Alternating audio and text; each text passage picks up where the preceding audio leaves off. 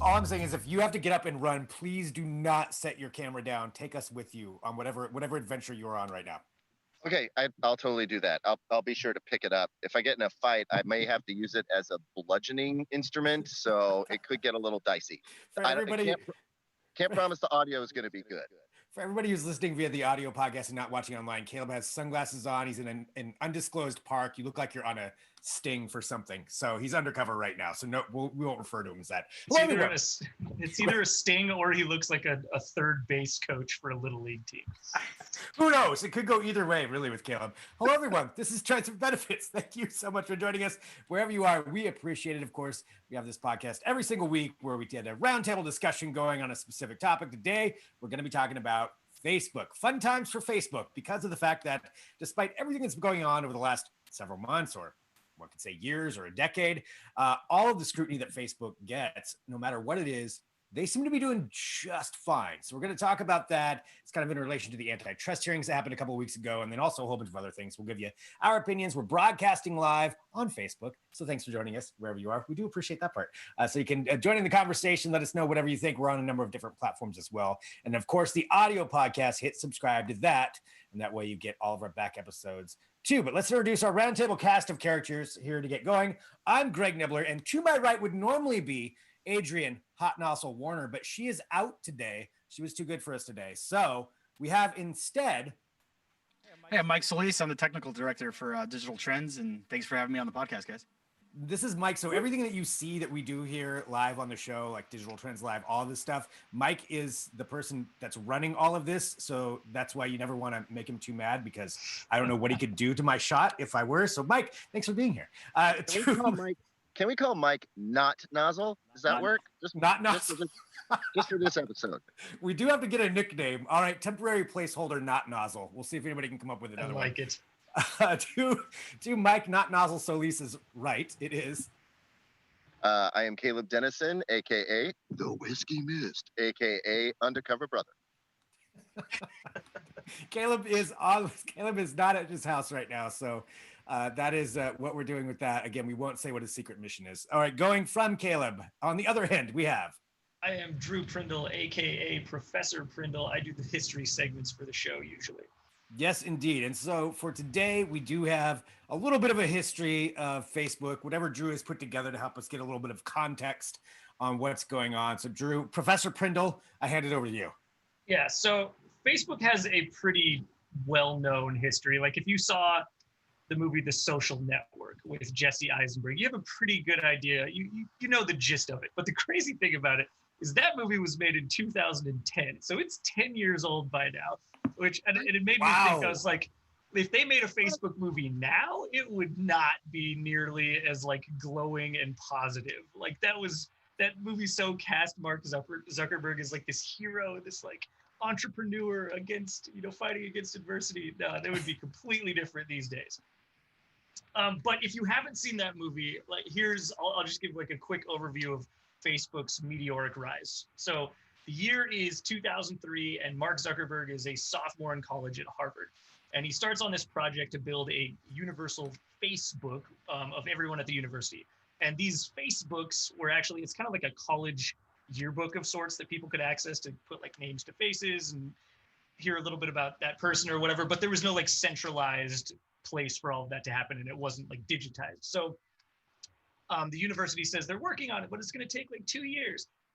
Mark Zuckerberg's like, screw that, I can do it in a week, and I can do it better than you can. So he does, and it's an immediate hit. Like he sent out a registration email to this mailing list for his dorm, which had about 300 people on it. But way more than that signed up just that first night. Within 24 hours, they had over 1,500 registrants. So 5 times as many as they were expecting.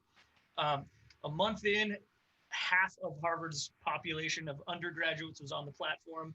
And from there, they just kind of keep expanding. So after Harvard, they started expanding to other universities. They started with Stanford and Columbia and Yale, and eventually kind of rolled out to all Ivy League schools. At first, it was just it was like a college-specific platform.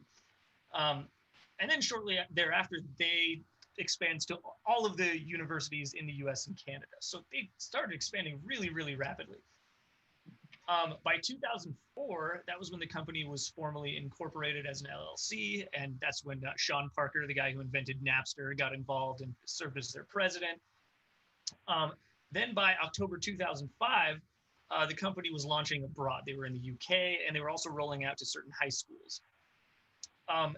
2006, they roll out to everyone aged 13 and older with a valid email address. So that was really when it blew up. You know, at that point, they're available to almost everybody in the world. And, you know, they really, really start to take off. 2 years later, by 2008, the platform had 100 million users. And it actually added 100 million every year after that for like a decade, if not more. Wow. I mean, that's, but yeah, it was crazy. That number is doesn't even seem real.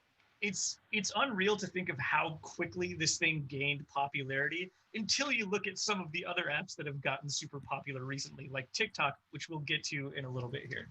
But 2008 was a turning point for Facebook. Like after it hit that 100 million user mark, they started to get really serious about like the business side of things. Like they were done with the growth stage and it was time to like pivot to monetization. So they bring on Sheryl Sandberg as the COO, and her job was to basically figure out how to make the company profitable for the long term. So they basically decide then that they're going to switch to like an ad-supported model and start serving ads to you on Facebook and using your data to court advertisers, because, you know, with a platform of that many people and all of these details on how you're spending your time online and what you're clicking on, that's super valuable stuff. So they monetize that. And in less than a year, of course, they switch from being propped up by investor money to being cash flow positive. So they were first profitable for the first time in 2009. And that was really when things started to heat up and Facebook kind of became like this titan of the internet, because they started raking in all kinds of advertising dollars really, really quickly right after that. And that not only allowed them to like improve the core service and bring in more users, but also to start purchasing other companies, which they made a bunch of really key acquisitions. So just to give you an idea of kind of how it went, August of 2009, they bought a social real-time news aggregator called FriendFeed. That was their first acquisition. Wasn't the biggest thing, but you know, they were just getting their feet wet. 2010, they bought a site called DiviShot. That was like a photo sharing site. And that was kind of more of a signal that they were interested and saw the value in these photo sharing apps. They didn't exactly pick the right one though. 2012 though, they did. That was when they bought Instagram for $1 billion in cash and stock, which was, as we know now, one of the like key acquisitions, because Instagram was growing back then and it's expanded even more since then. 2012 was also the year that Facebook went public. When it filed for this IPO, the preliminary prospectus said that they were hoping to raise $5 billion in the IPO. They ended up raising $16 billion, which was the third largest in US history. So, you know, the company is just huge. It's a juggernaut by this point.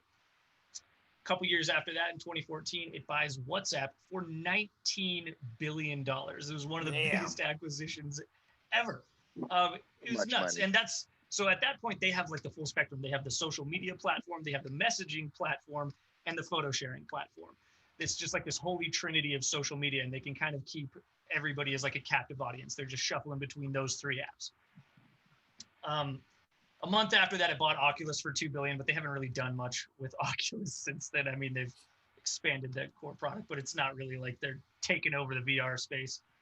But anyway, after that, acquisitions have kind of cooled down since then, but it's mostly because Facebook doesn't really have to acquire people anymore at this point. Like, it's done a really good job of buying up competitors and just using those to dominate the social media sphere and kind of just edge out new entrants and if somebody does pop up, like say it's like Snapchat or TikTok, they can just kind of like pivot and launch their own versions of those services on the platforms that they already have.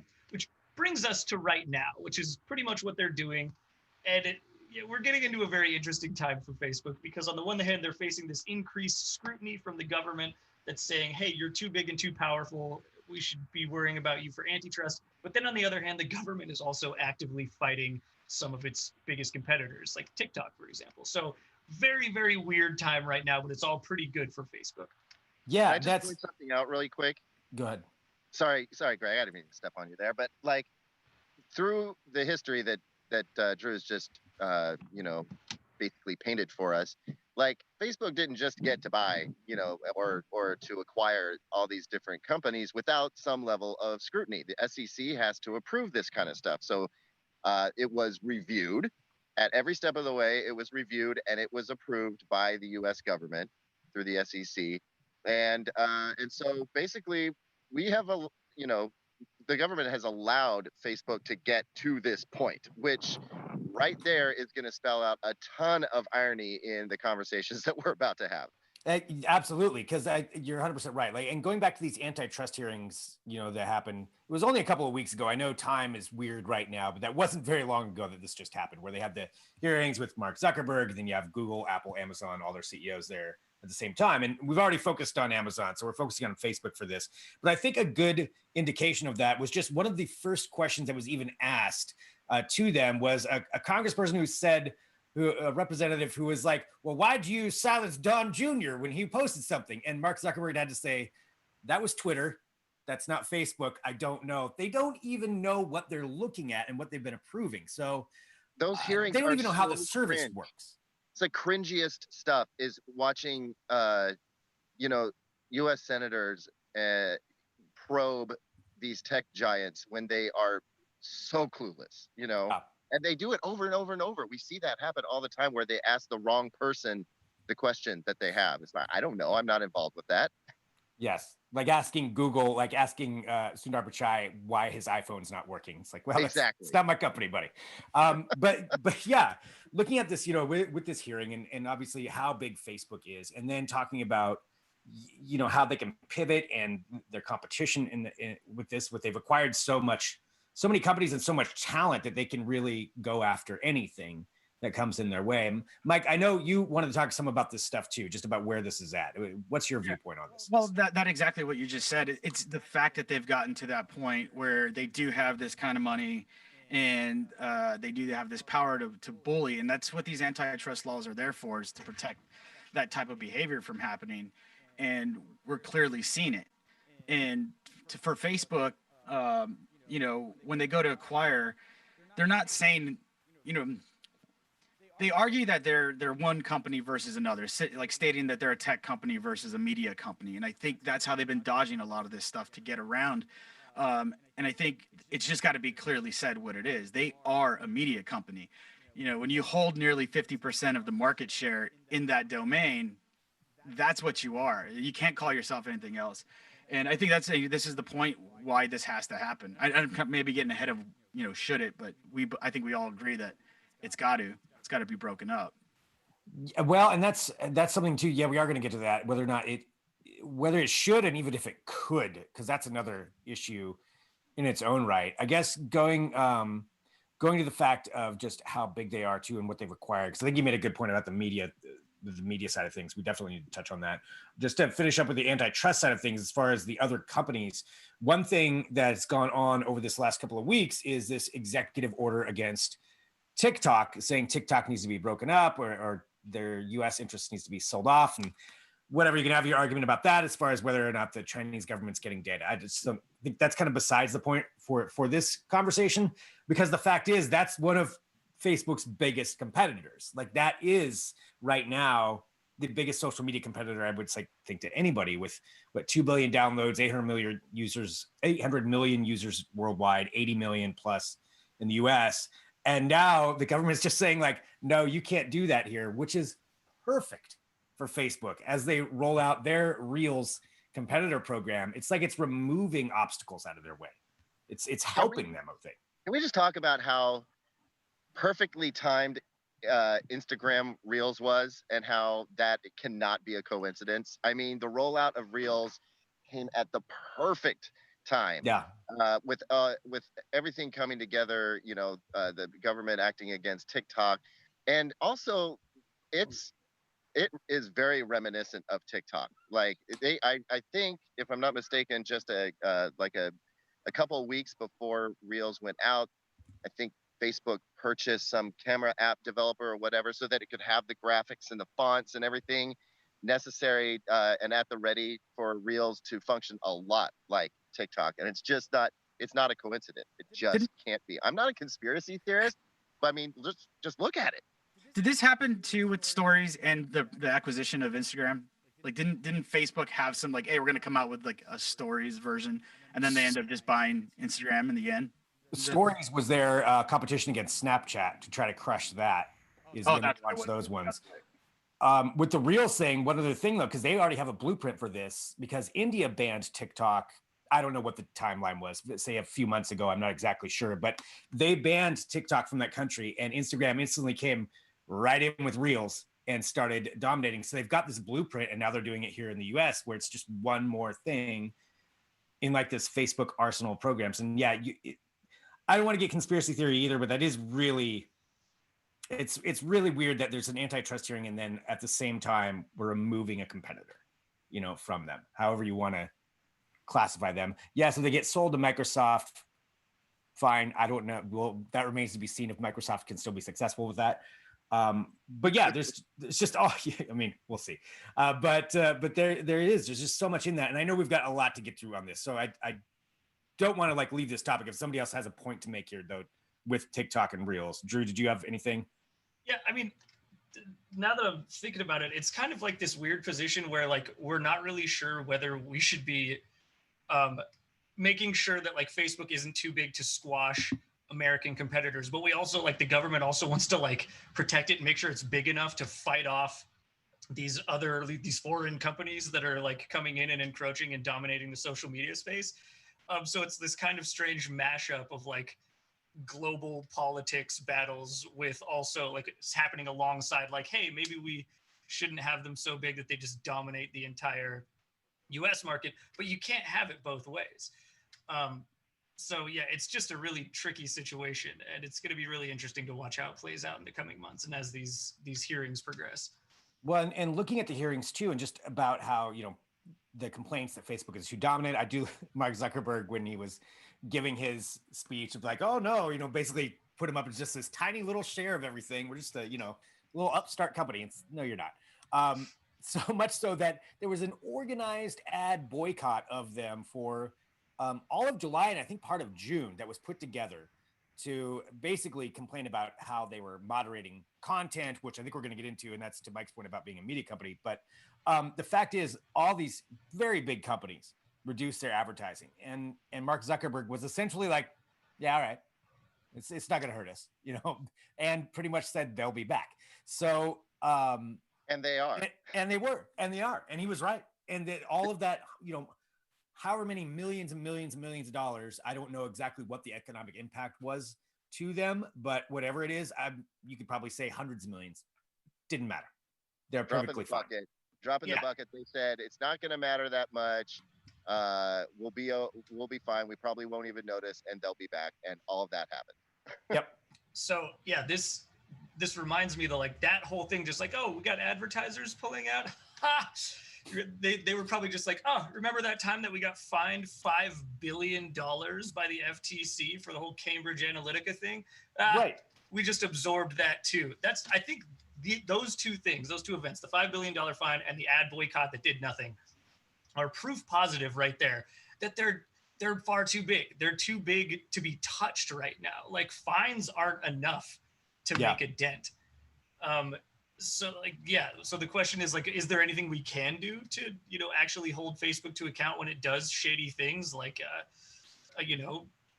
weird political ads that nobody wants to see and that are manipulative and, mishandling user data? Like, how do we hold them to account? Is there a good way we can do this?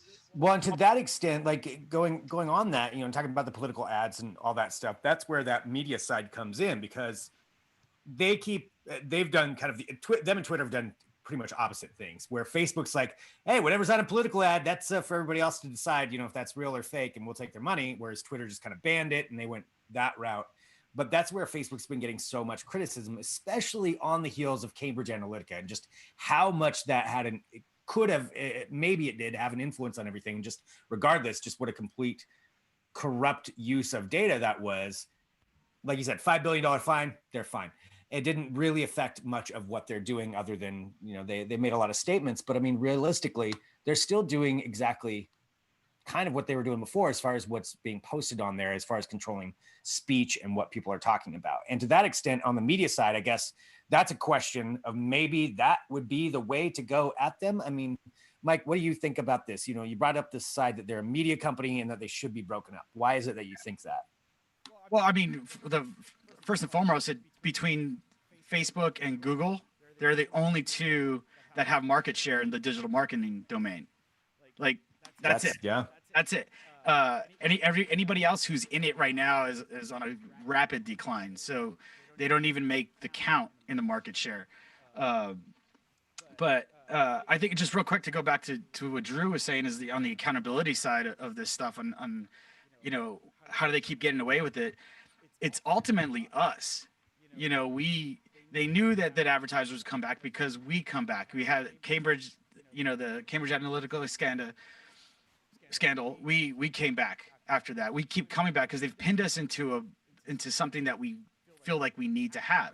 If you don't have it, you have this, major FOMO of the whole thing. Like, oh, I don't know what my friends are doing, or I don't know what's going on. And, they figured out that drug percent. And, how do we get out of that? You'd have to quit. You'd have to quit it. Everybody would have to quit. How many people do you know that have said, I'm quitting Facebook, I'm just going to be on Instagram for million. I've got a confession to make. I'm sick and tired of Facebook. Like, it's really not bringing anything positive into my life right now. Very little. Certainly not compared to all the negative crap that's coming at me through Facebook. It really would probably do my emotional and mental health a whole lot of good if I just didn't look at Facebook, maybe took a Facebook break, a little sober October from Facebook or something like that. But I can't do it. Like, I know I don't want it, but I can't.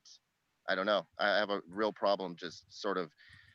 I can't delete the app, and when the app is there, I want to click on it, and it's a problem. And I'm not the only one who feels that way. I'm sure it's that way for a lot of people. Right. Go ahead. I was gonna say, what I wish they would do? I wish they would just like spin off like Facebook events or something like that, so that you could still just organize events with your friends or whatever, or see what's going on near you, but not get any of the other news feed crap or have to deal with posting photos or anything like that. Oh man, I haven't posted on Facebook in years at this point, and I rarely check it. But the only thing that's keeping me tied to the service is the fact that it's like the network effect. Like, everybody is on it. Yep. So I just want to keep it open just so I have access to that. So like, when there is like, hey, I want to, when all this COVID stuff is over and we can actually hang out with people again and go to concerts and whatever, you can actually put together like a group event. That's the best thing that Facebook has going for it, in my opinion. And that's the reason that I haven't left. I mean, another thing is true for small businesses. It is really valuable when it comes to that, as far as reaching people, just because of the fact that so many people are on there. I mean, what are they at? Like 2 billion? I can't remember however many billion people are active on Facebook. Because if you're not on there, like, it's not really an option. If you do any kind of business, even large businesses, you have to be on there. I mean, we're on there. We're broadcasting live right now. There are benefits to that because we can reach a lot of people. And for small businesses, especially, though, it's really imperative to get the word out and put it on there. But at the same time, it is so big and they control everything. So I guess that comes down to, can it be broken up? So you mentioned like taking the event side and putting that on something else to like separate that from it. Anybody else have any other ideas on what would? I mean, it's got to absolutely be able to be broken up. I mean, they did the same thing. If you look at the big ones with like way back, Standard Oil and AT&T, like, you could get to a point where it may seem like it's too big, but it's definitely doable. And I think, it's not the most healthiest place. And I don't think like by breaking it up would be the worst possible thing, with the exception of what comes after. If these antitrust laws are in place to promote competition and create a bigger market space for people, what comes after that? What are we breeding by, breaking up Facebook? Yeah, I mean, is this something that should just be controlled and regulated more? Although obviously, if a $5 billion fine isn't going to slow you down, I don't know what's going to slow you down really when it comes down to it. But yeah, it's one of those things you're just trying to think about. I will say, we are live on Facebook right now. I saw a couple of comments. David said, Mark Z reminds me of Data from Star Trek. That's a fair comparison. Yep. And like an evil version. And then Kelsey L, who I know is a big listener, just said, what's the score of the kids' soccer game that Caleb is at? So I just wanted to chime in on that. Unfortunately, it's not even that exciting. It is totally that kind of place, though. It's basically like a repurposed baseball diamond, that is now sort of settled amongst a bunch of like apartments and tech buildings. It's a very interesting space, but unfortunately, no soccer. That would be very entertaining, though. Well, we have one more comment here from Mian, who said, "Time to bring MySpace back." So is that like the answer? I mean, do we need Tom? Is this where we have like a bat signal for Tom to come back and like save things? And that's when it was pure. Yeah, glittering butterflies or whatever. Music and friends. I mean, that's it.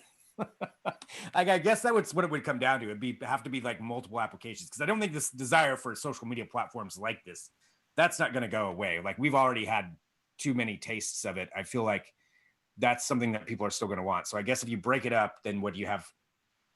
Would go back to like Facebook and Instagram being separate would be, I guess, be one way to do it. We didn't even get into WhatsApp, which is a whole other issue. But yeah, I mean, I guess that would have to be it. Like, throttle them so there's other services until they start gobbling each other back up again. I feel like it's inevitable we end up back in this spot, but maybe I'm wrong.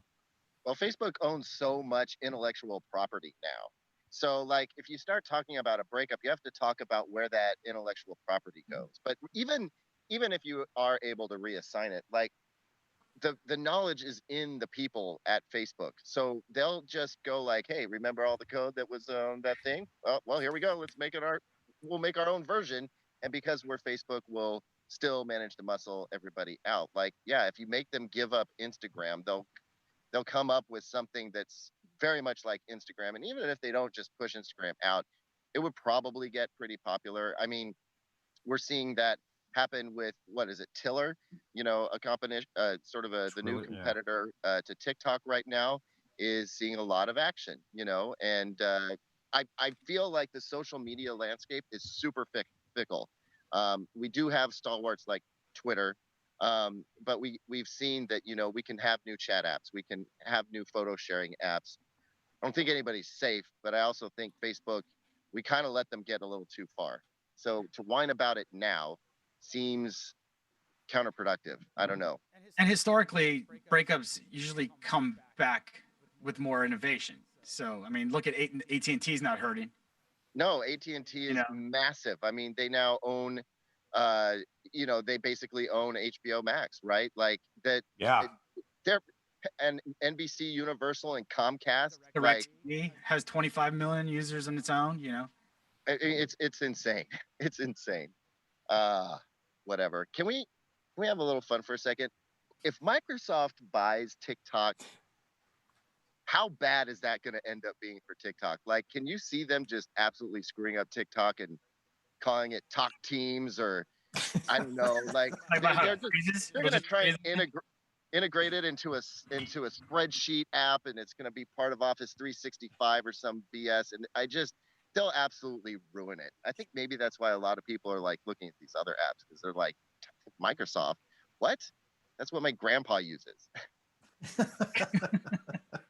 Yeah, I don't know. I mean, I will say, who knows what Microsoft is going to, and if they end up with it too, because they keep saying they're going to, maybe somebody else gets it. I do think that on that end, just here, because I know we're wrapping up and I know this is about Facebook, but I still think it's funny with Twitter, man. It's like, if you had just not shuttered Vines and like stuck with it and marketed it right, I mean, that was TikTok.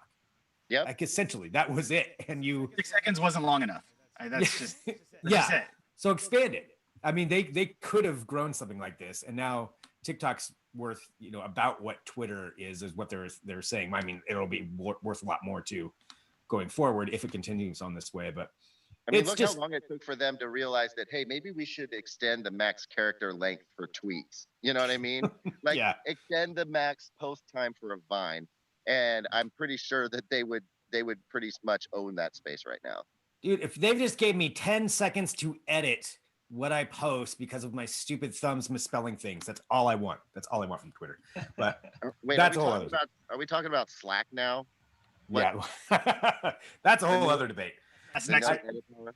The bottom line, I think, is what we figured out is MySpace needs to come back. So there it is. Yep. Tom, wherever you are, join us next week. I've been saying that for years, by the way. Anybody who watches this would know that I've been saying that forever. He's been. I never left. He's still there. What even is? I think I still have a page. All right. Thank you, everybody, for tuning in. I know we're out of time because that's what we like to do with this, though. It's like give you some history, give a discussion about what the topic is. These are all things that we all have to consider.